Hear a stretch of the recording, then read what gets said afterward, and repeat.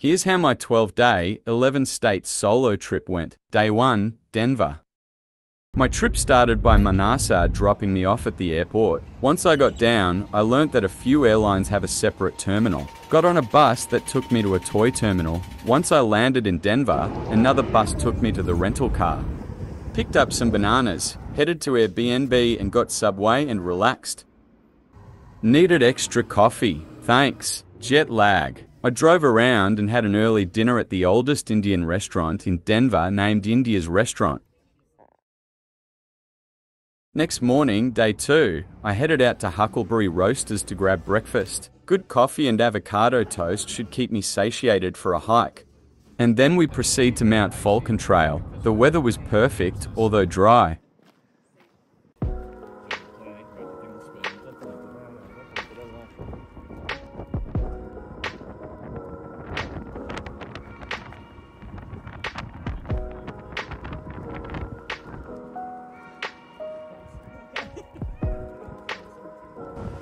To say, we went to spend a weekend in the beach on a private jet.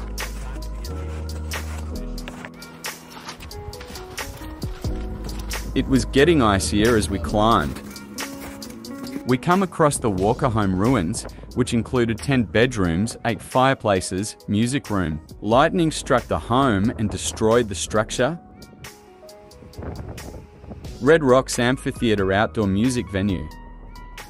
Walker's Dream Lookout.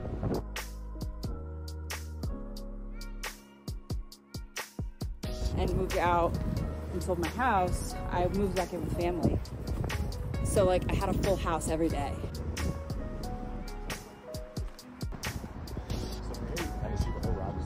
Denver's downtown.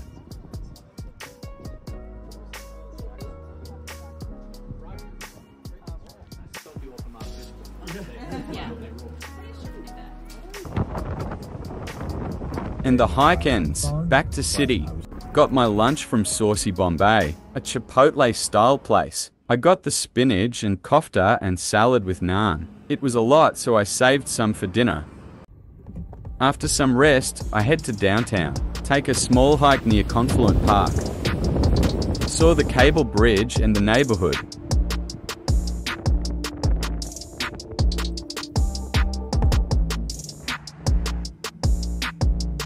When I got to the downtown skate park, a few kids wanted me to get some cool shots of them skateboarding.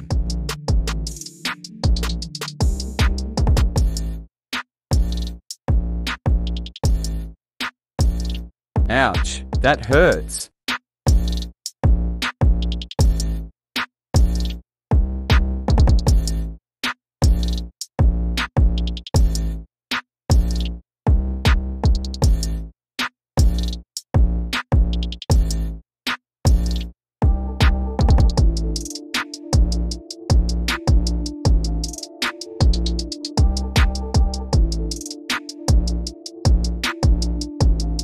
Day ends.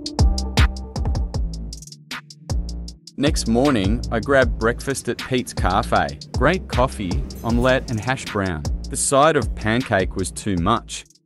Off to Wyoming. It's a 100-mile drive. Was mostly flat. When my car started to pull to the right, I thought I had a flat. But turns out there was 50-mile-per-hour winds that was causing it. It created sandstorm vibes from Interstellar movie.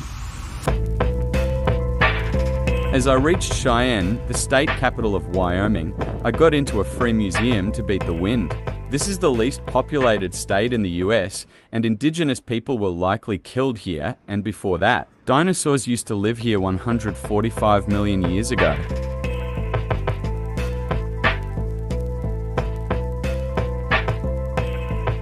Capitol Hill building. More dust storms on my way back. I also saw a few trucks on the side of the roads that state troopers had to deal with. Back in the city, hungry and tired. I get some coffee at Vital Root restaurant. The menu was lit, liked the falafel wrap. Watched Dungeons and Dragons at Harkins Movies.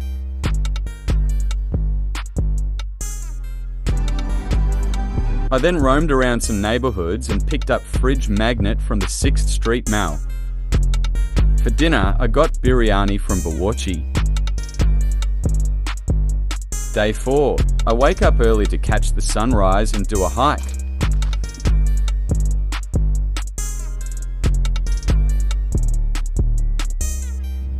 It was a small one, so I take a treacherous mountain route to another one to find out that's closed due to forest fires.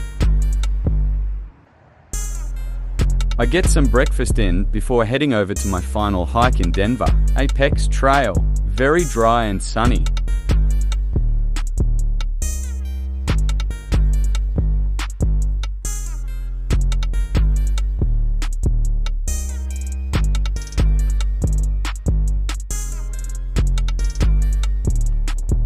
I catch my breath and I'm back in downtown to do a 10-mile electric bike tour of the city. The 40 feet, 10,000 pounds Blue Bear peers into the convention center building, a reminder that wildlife is persistent in Colorado life.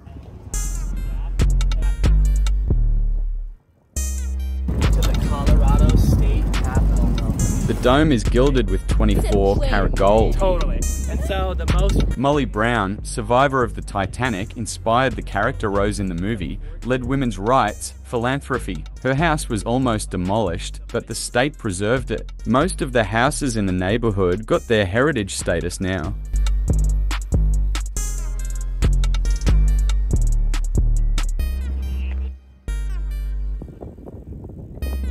Dog Achievement Park. We visited the park and saw some iconic street murals that the city cycles every year. And finally, the 3-hour ride ends and my hunger levels peaked. I got a couple of delicious slices at Ian's Pizza.